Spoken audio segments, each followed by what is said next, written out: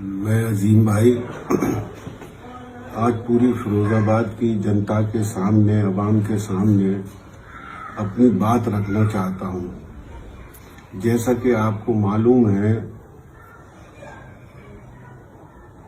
कि अवाम की, जनता की आवाज़ उठाने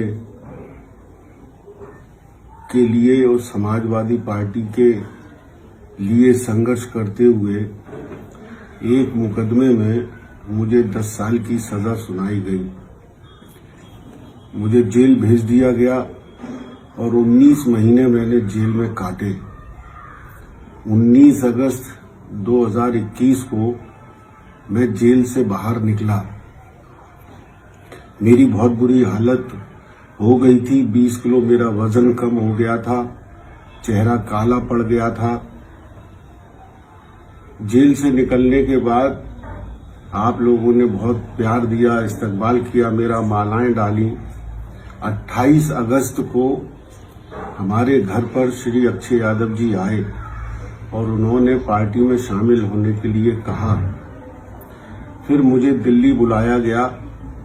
दिल्ली में मैंने उनसे अनुरोध किया कि मैं चुनाव लड़ना चाहता हूं, अगर आप मुझे चुनाव लड़ाएं तो मैं पार्टी में शामिल हो सकता हूं। फिर दोबारा मुझे दिल्ली में बुलाया, मीटिंग हुई और मुझसे वादा किया कि हम आपको चुनाव लड़ाएंगे, आपको या आपकी पत्नी को। और इस वादे के साथ 3 अक्टूबर को लखनऊ में जाकर आदरणीय प्रोफेसर साहब के सामने, आदरणीय राष्ट्रीय अध्यक्ष जी के सामने मैंने पार्टी को ज्वाइन किया। सबके सामने लखनऊ में आदरणीय प्रोफेसर साहब ने राष्ट्रीय अध्यक्ष जी से कहा कि अजीम की पत्नी चुनाव लड़ेंगी। अजीम के पास पैसा नहीं है, अजीम को पैसा भी देना पड़ेगा। इन सब बातों के बीच में मैं हर मीटिंग के बाद अपने दोस्तों से मशवरा करता रहा, राय लेता रहा और अपने दोस्तों के मशवरे से ही कदम उठाता रहा।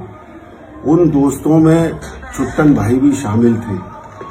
छुट्टन भाई को मैंने हर मीटिंग में हर बात से अवगत कराया, हर बात की जानकारी दी, एक एक बात का उनसे मशवरा लिया। अब ये छुट्टन भाई का जो एपिसोड शुरू हुआ वो मोबाइल पे पोस्ट डालने से शुरू हुआ। छुट्टन भाई के रिश्तेदारों ने मोबाइल पे पोस्ट डालकर शुरुआत की कि छुट्टन भाई को समाजवादी पार्टी का टिकट दिया जाए। उसमें छुट्टन भाई के परिवार के लोग भी शामिल हो गए, छुट्टन भाई के बेटे भी शामिल हो गए। हम वक्त वक्त पे छुट्टन भाई से गुजारिश करते रहे कि छुट्टन भाई ये क्या हो रहा है। छुट्टन भाई ने कहा ये बच्चे हैं, ऐसे ही कर रहे हैं। हमारे सामने छुट्टन भाई उन लोगों से मना करते थे कि ऐसा मत करो, लेकिन अगले ही घंटे में एक नई पोस्ट आ जाती थी।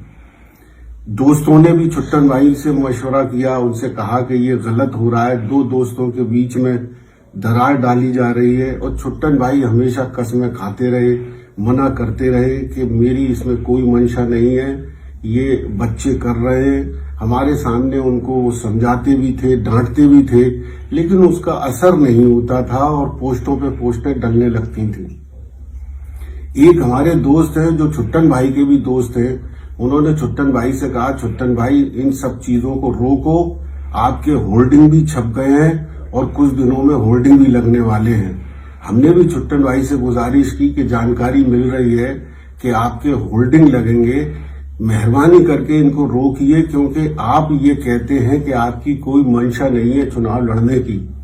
उन्होंने कहा हम कोशिश करते हैं, लेकिन कहने के बाद भी होर्डिंग लग गए, पोस्टर लग गए और वो दोस्तों के बीच में यही कहते रहे कि इसमें मेरी कोई मर्जी नहीं है। मैं कसम खा के कहता हूं इसमें मेरी कोई मर्जी नहीं है।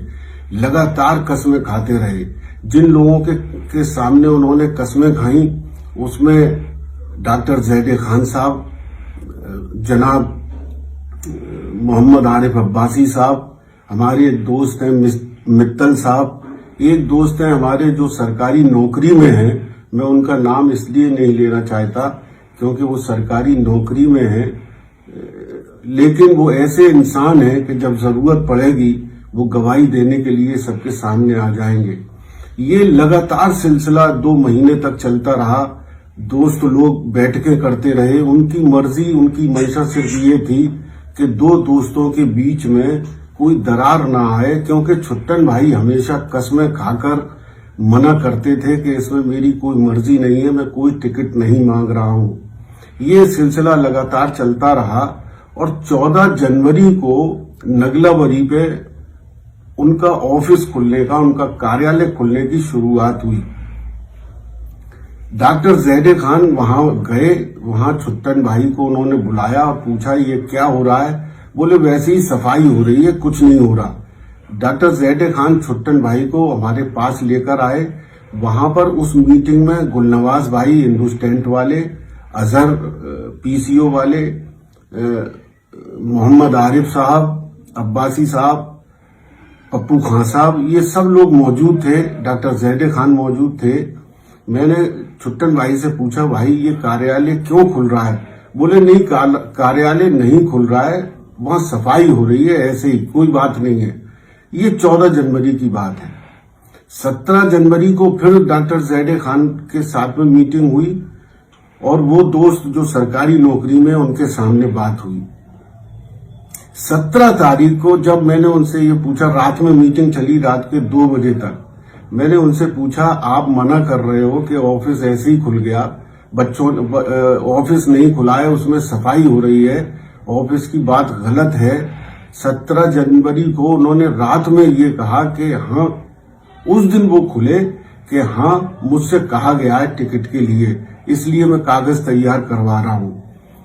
तो हमने बोले कि ये गलती हो गई, हमने आपसे छुपाया, ये गलती हो गई है। तो डॉक्टर ज़ैदे खान ने ये कहा कि ये गलती नहीं है, गलती उसे कहते हैं जो अचानक हो जाती है, सोच समझकर छुपाकर काम करने को गलती नहीं कहते हैं। डॉक्टर ज़ैदे खान छुट्टन भाई पर नाराज भी हुए। उस वक्त भी छुट्टन भाई ने अपने बच्चों की कसम खाई, कुरान शरीफ की कसम खाई। मैंने जो नाम लिया है मित्तल साहब, उनके सामने छुट्टन भाई ने कई बार कुरान शरीफ की कसमें खाई, अपने बच्चों की कसमें खाई, मैं टिकट नहीं मांग रहा हूं। आखिरी मीटिंग 19 जनवरी को रात के 2 बजे तक चली। उसमें डॉक्टर ज़ैदे खान साहब थे और हमारे वो दोस्त जो सरकारी नौकरी में हैं वो भी थे। उस दिन छुट्टन भाई ने ये कहा कि मेरे 5 बच्चे मर जाएं अगर मैंने टिकट मांगा हो।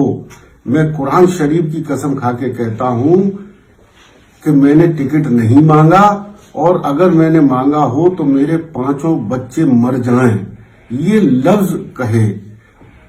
ये गवाह हैं डॉक्टर ज़ैदे खान साहब और जो सरकारी नौकरी में हमारे दोस्त हैं वो।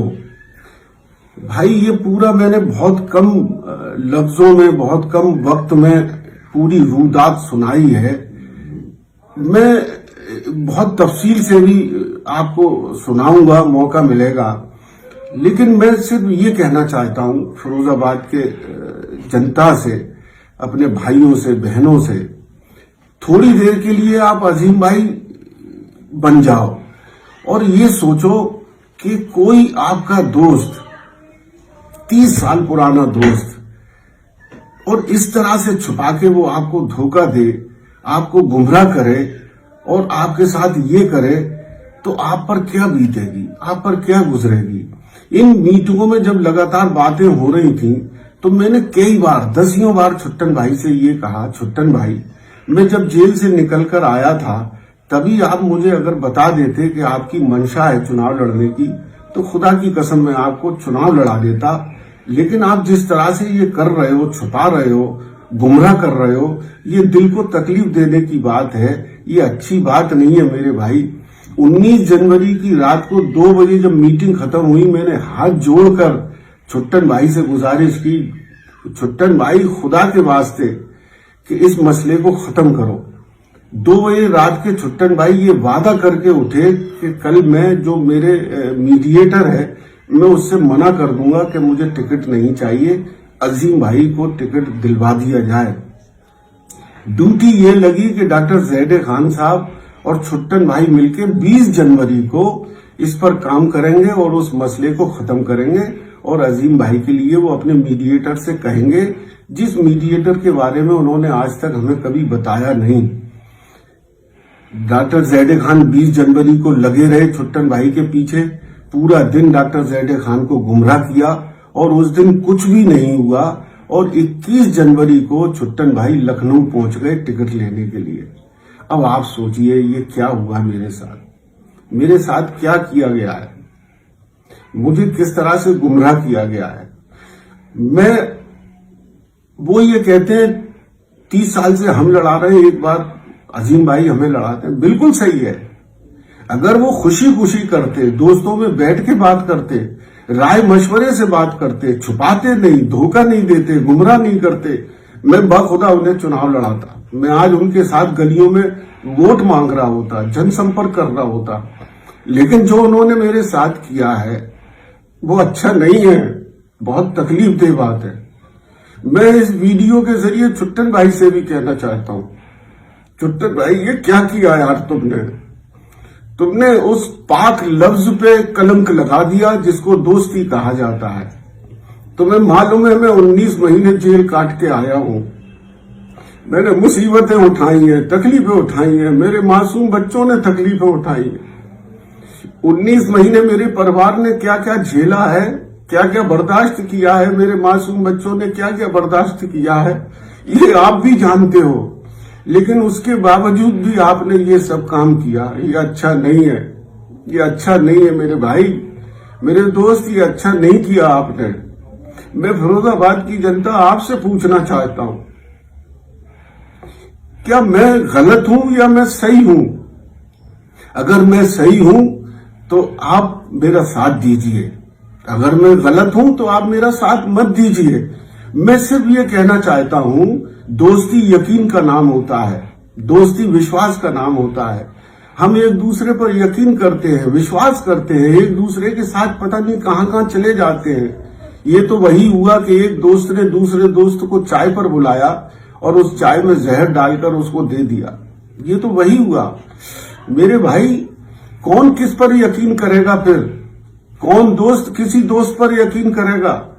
ये दोस्ती का नाम ही कलंकित हो रहा है।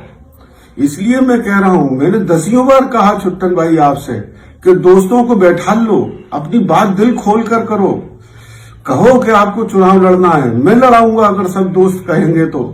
मेरे उन दोस्त ने भी कहा जो सरकारी नौकरी में है, साफ साफ छुट्टन भाई से कहा, छुट्टन भाई ये पोस्टर डल रही है, होल्डिंग लग रहे हैं, पोस्टर लग रहे हैं, अगर आपके दिल में कोई बात है तो आप बताओ।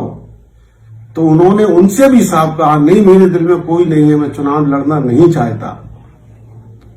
आप जो नाम मैंने लिए हैं, डॉक्टर ज़ैदे खान साहब, गुलाम साबिर साहब, मोहम्मद आरिफ अब्बासी साहब, वो मेरे दोस्त जो सरकारी नौकरी में हैं, वो मेरे दोस्त मित्तल साहब, इन सब से आप पूछ लीजिए, तस्दीक कर लीजिए कि इन्होंने कुरान शरीफ की कसमें खाई, इन्होंने ये कहा कि नहीं कहा कि मेरे 5 बच्चे मर जाएं अगर मैं टिकट मांग रहा हूं, तो फैसला आप कर लीजिएगा।